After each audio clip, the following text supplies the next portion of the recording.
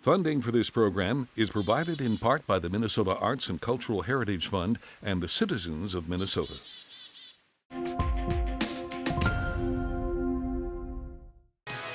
Coming up next, Off 90, an all-inclusive ballpark in Mankato, a farm in Nerstrand that raises sheep and produces cheese, a group in Austin that cares for feral cats, and a woodcarver who makes tiny wood sculptures. It's all just ahead, Off 90.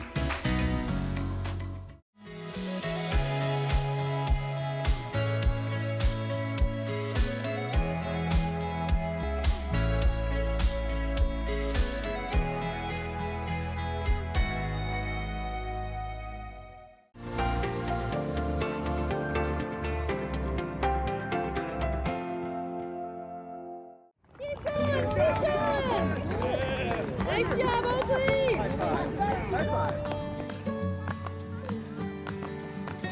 It's an all-inclusive baseball field where kids of all abilities and adults of all abilities can come and play baseball, softball, and we have a wonderful summer league that is starting up here in June, and they come and we play baseball in the summer and the fall, and it is just wonderful. Tonight, it's opening day, opening day of the season, so all the excitement, all the players are coming. We have two age groups tonight. The kids play first for about an hour, and then the adults come. And so we play just like a regular baseball game. They get to pitch, they get to hit, they get to run and field, and the excitement, the smiles on their faces, I just can't wait to see it. You did it! We welcome anybody. It doesn't matter if you have a wheelchair or maybe it's a physical disability or a mental disability, whatever you think it might be, you come here and you see everybody come and just play together. That's what I think is really neat about the Miracle League. You know, sometimes it might not be a visible disability, but they find a way to come together, and the young ones and the old ones alike, and they just come and they play for the love of the game. We have from 7 all the way up to 70 that are playing. So you get everybody, and I mean everybody. So they'll come. We even have someone who is legally blind, and you're like, how can someone who is legally blind play baseball? But we count for them. We say 1, 2, 3, and then we're going to throw the pitch to them, and they're able to hit it. And it's just incredible that they just play, and they love it, and everybody cheers, everybody claps for them. You have to come here and see it to really feel the magic and feel, I guess for me anyway, it's made me fall in love with the game again. There's a playground right by us here, and it's an all-inclusive playground. So you'll see a soft, kind of like a rubberish material on the ground that is safer for kids to play at. You know, hopefully that they don't get hurt if they fall down. It's really a playground, we say that's all-inclusive because it means it's for everybody to come. All abilities can come and have a good time and play and be included and feel like this is for them to come and play at.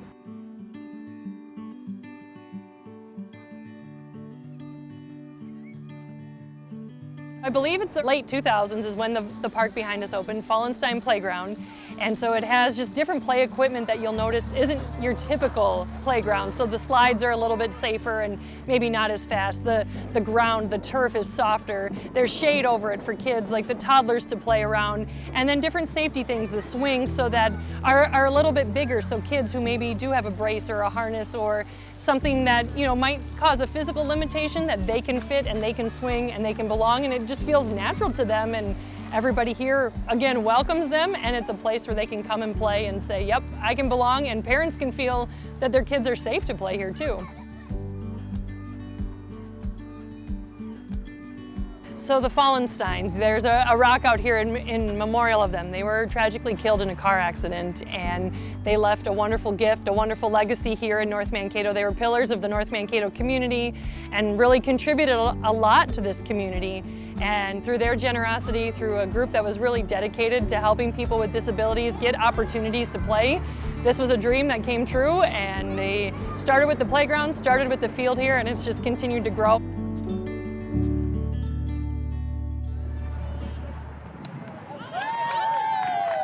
I feel like it's unique, especially to southern Minnesota. I haven't seen a lot of playgrounds like this, and I certainly haven't seen fields like this that are connected to it. I mean, you're starting to see obviously more turf fields, but this isn't a turf field. It's more, you know, safer for wheelchairs to go on. It's safer for people who maybe have, you know, walkers or different things to go on, where you feel like they can come and be safe, and that the wheelchairs or anything won't ruin the surface or anything. So yeah, I can't think of any that are like it. I know there's Miracle League fields all around the country, but this one I feel is unique to southern Minnesota. We should really give a lot of credit to our board. They're all volunteers, and they help, and they put in tons of hours, you know, helping to organize it. We also have a lot of volunteers who are even out on the field, like just encouraging the kids, and I think that's really neat too, because you see a lot of smiles on the volunteers' faces just as big as the ones on the kids' faces.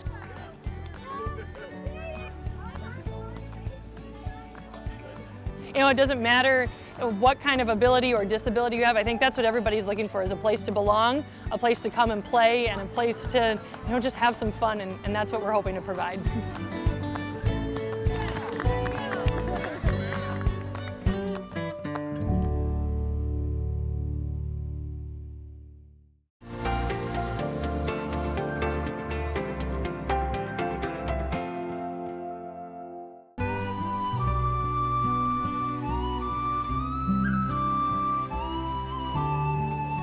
Somewhere back in our histories, I think maybe everyone was a shepherd. I'm Jody Olson-Reed, and I'm a cheesemaker. This is my husband, Stephen. He is our shepherd.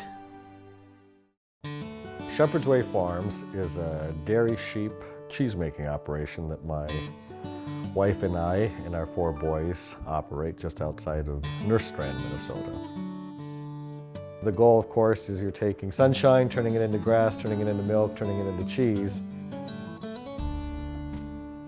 We started farming in the fall of 1994, and with a small flock of non-dairy sheep that we hoped would become dairy sheep. And we were in a very small rented property at that time. I really like sheep milk cheese. There's something about the sheep milk that allows the cheese to develop a real depth of flavor. The quality of the milk is the most important thing in making a good cheese. So if you want an outstanding knock your socks off cheese, you have to have the best milk. As a cheesemaker, I love knowing what our sheep eat, how they live, what they're doing, and that the milk is coming right from the milking parlor into the milk room. That's more important than my abilities as a cheesemaker. I just have to not mess it up.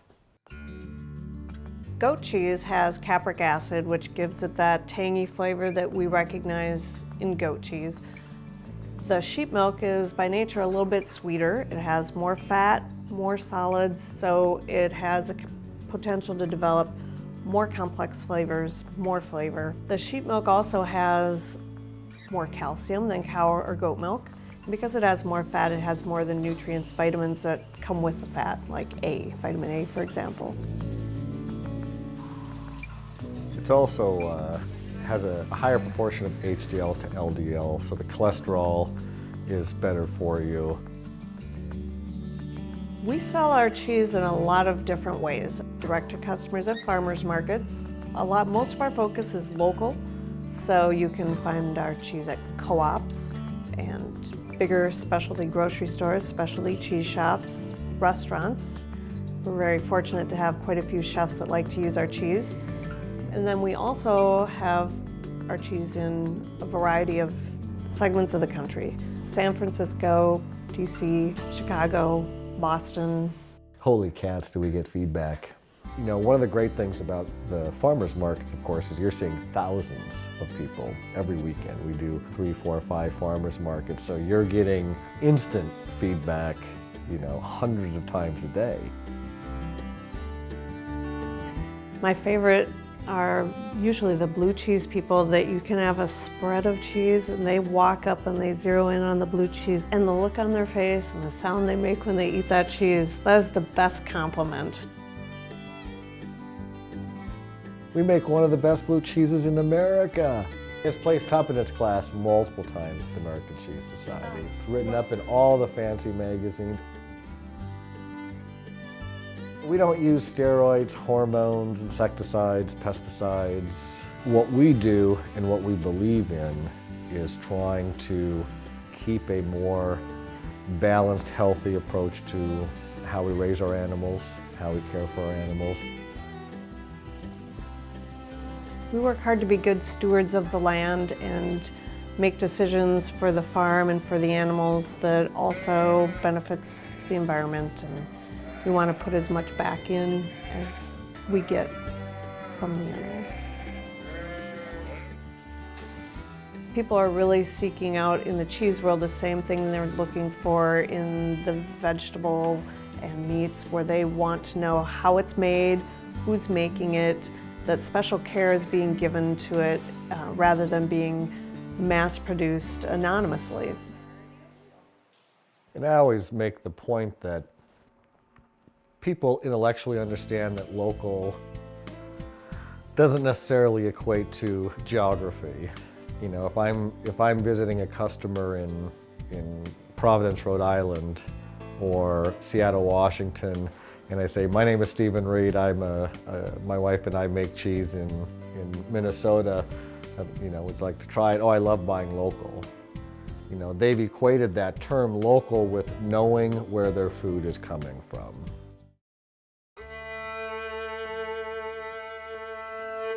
In January of 2005, we had an arson fire that destroyed all of our barns and over 600 animals. And it was really a devastating, obviously, experience, and it really, you know, could have been the end of Shepherd's Way Farms. And we made the decision almost immediately that no, this is just another trial. But that we were not going to give up. And the community, you know, really stepped up. It was in many ways a tremendously powerful experience in terms of bringing our family closer together. I think it's tremendously valuable what we do, even if we're not going to get rich doing it. I mean, I feel that this is something that has to be done, but it's hard work, you know, I mean, it's hard work. Like when I wake up in the morning, like this morning, and I'm walking out to the barn, and I look off to the northeast and I see the sheep in that morning sun on the hillside grazing, it's like, man, that moment is what makes this the greatest job, you know, in the world.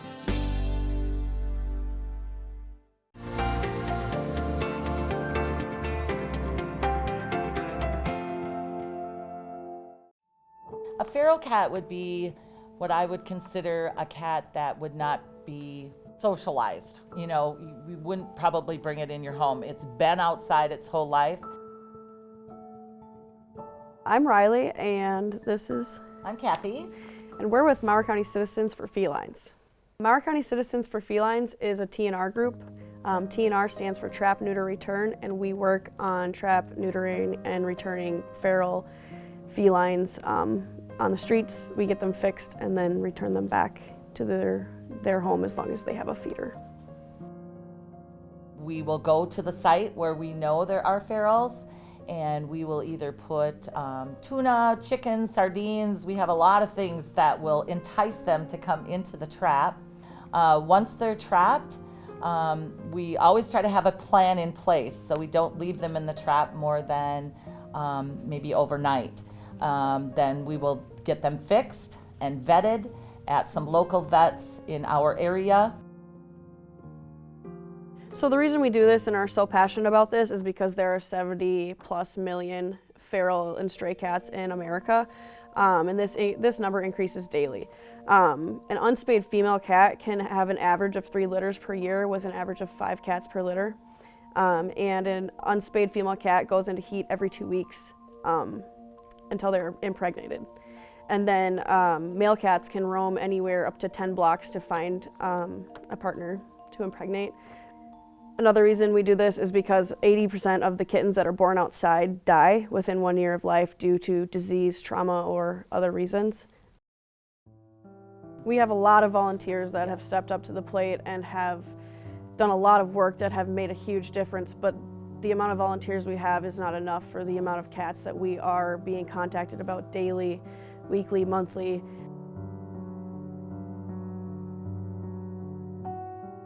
We do all of our fundraising through Facebook and GoFundMe and word of mouth and flyers around town. And unfortunately, we just don't have enough funding come in to keep up with the amount of cats that we are encountering.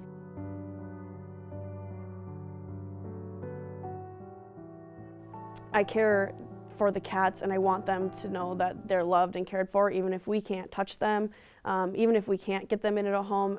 As long as we can provide them some sort of shelter and food and water, they know, even though they aren't sure of us, they still know they're loved and they're cared for, and that matters to me because at the end of the day, they're living, breathing animals and they should be treated with kindness and compassion, such as a human or a dog or any other type of, living, breathing thing.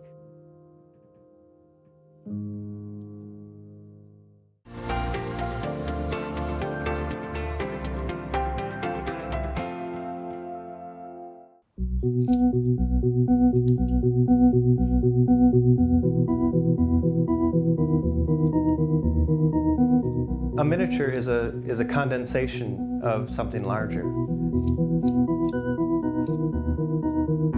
I don't do insects. I don't do things that are naturally tiny. I make things that are larger, smaller. You can actually hold these things in your hands. It's an easier thing to grasp, and it's not threatening either.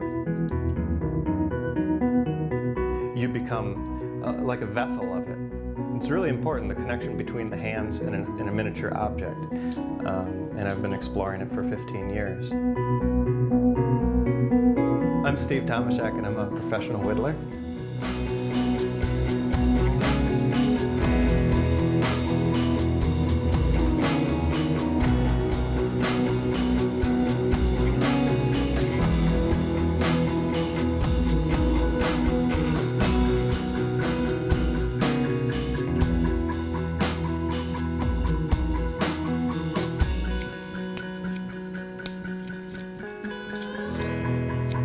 No one grows up thinking they're going to be a whittler. I got started in wood carving when I was a kid, probably around 12, 13 years old, and it wasn't until college that I really took it up as a full-time hobby, as something that I wanted to do every day. And at one point I decided I really want to carve everything.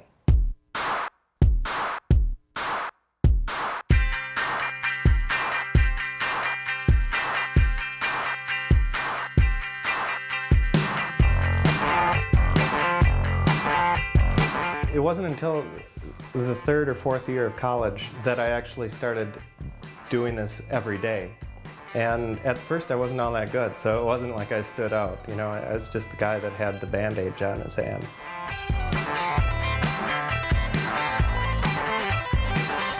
My carvings range in size from about 1/4 inch up to about 5 inches.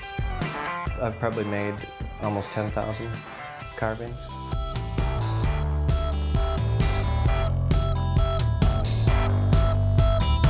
The miniature menagerie is a collection of exotic creatures. It's kind of a loose term. It doesn't mean that I'm building an ark or anything like that. I just have a collection of animals that I'm making, and that includes monsters and beasts, but also stuff out of my own imagination, whatever I can come up with.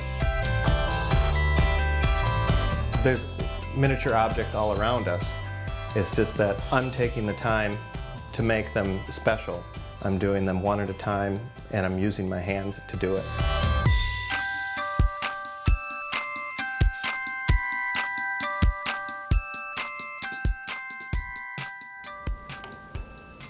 You want to make sure that he's looking right at you. Whittling is usually the preserve of young kids and old men, and I just decided to fill in between. The artists that I draw on the most are cartoonists. I grew up with Dr. Seuss and Gary Larson in The Far Side, and I think I see that in my work. You can eat your props after you're done taking the picture. I come from a background of wanting to entertain or to have something funny going on and be playful.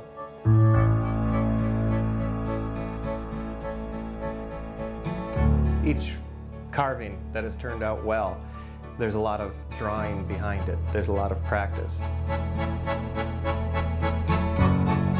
I'll draw a full page just of one animal, say, and just to get certain aspects of it right, how I want to see it, before I even cut out the wood. You know, I notice when people see my work that most of them have a very positive reaction to it.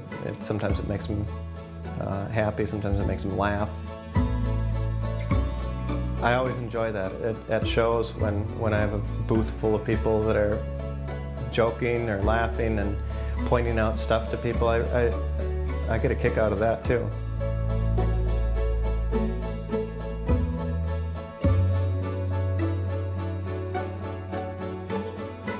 There's only so many pieces of artwork that you can hang over the couch or over the mantle.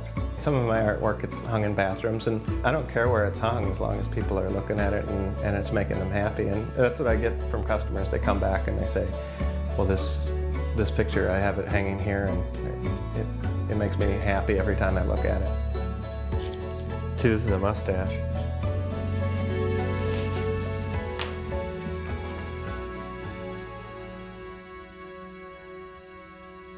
One way I might start a carving is just to look in my box of wood here. A lot of people tell me that I must have the patience of Job to be able to do this, but I've always thought that something that's larger would require more patience because it takes longer to complete. These are the two woods that I use primarily. This is basswood and this is boxwood.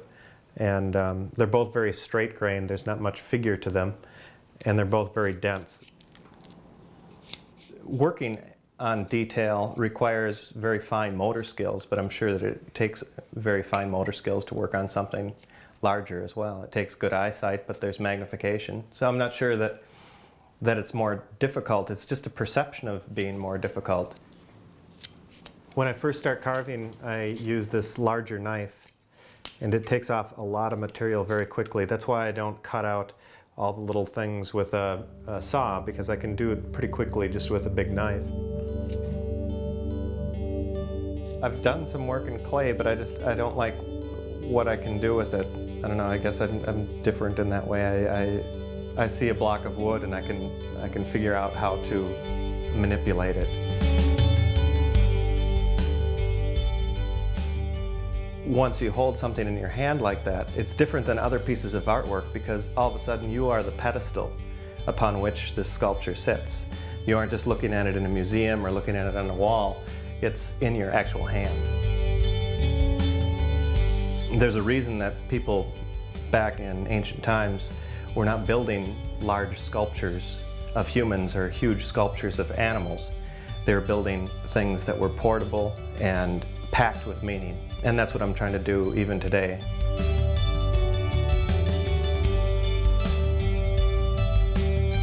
I feel the whole timeline of my craft behind me. At one point I have one foot in history and one foot somewhere else.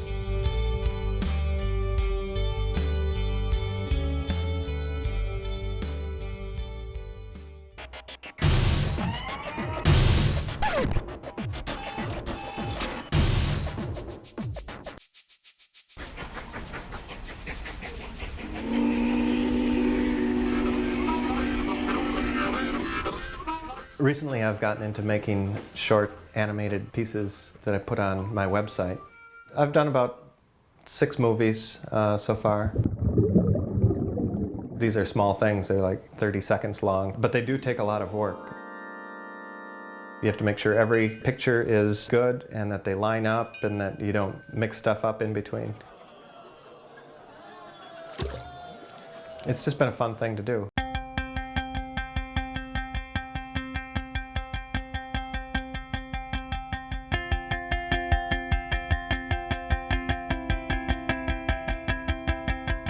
I notice when I'm carving, it seems like I feel almost desperate in trying to get something out of wood.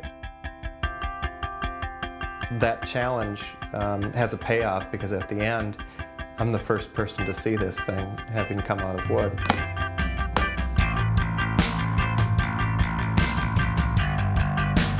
I'm actually holding a piece of wood and seeing it come alive in my hands. Carving is a lot like meditating. You can get into this zone, and especially in miniature, where you are almost in a different world. I can make almost anything that I can imagine.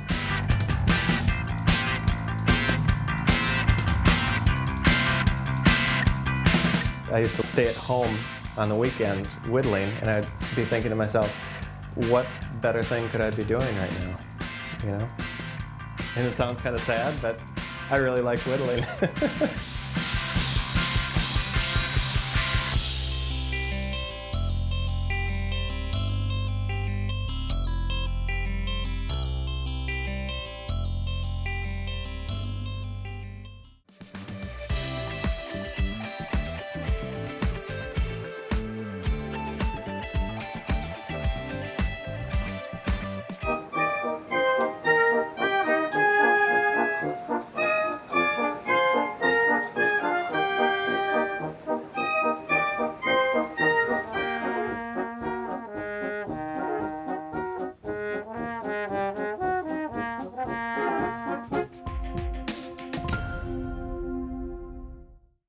Funding for this program is provided in part by the Minnesota Arts and Cultural Heritage Fund and the citizens of Minnesota.